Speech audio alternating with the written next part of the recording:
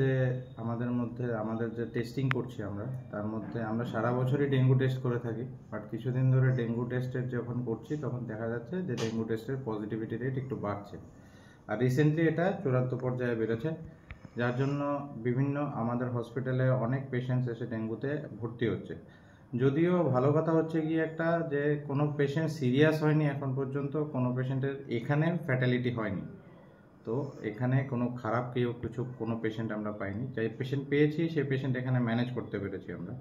কিন্তু এটা ডিপেন্ড করবে যতক্ষণ না পেশেন্ট একটা রাইট টাইমে আসে আমাদের কাছে।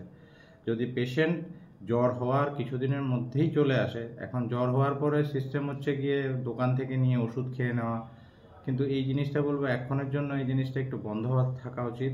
আগে টেস্টিং দরকার, যেহেতু ডেঙ্গু কেস এরকমভাবে বাড়ছে। তো প্রথম আমাদের হসপিটালে যেহেতু ফ্রিতে ডেঙ্গু টেস্ট হয়, আপনারা বাইরে যে করছেন সেই টেস্টগুলো অনেক টাকা রাখা হয় আপনাদের কাছে, আমাদের হসপিটালে এটা ফ্রি হয়।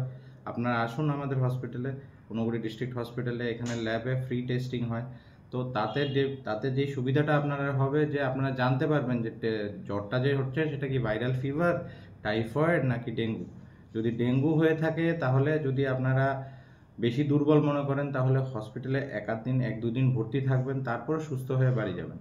কিন্তু এটা না করলে আপনাদের একটা জিনিস যেমন হবে, যেমন আপনি যদি ডেঙ্গু পজিটিভও হন আপনি জানতে পারবেন না, কিন্তু নেক্সট বার যখন আপনার ডেঙ্গু হবে তখন আপনি অনেকটা সিরিয়াস হয়ে যাবেন। তো সেটা জানা থাকা ভালো। তার জন্যই আমি বলছি, সবাইকে আহ্বান করছি যে আপনারা হসপিটালে আসুন, এসে জ্বর হলে পরে এসে টেস্টিং করান। টেস্টিং করে নিজেদের যেই কি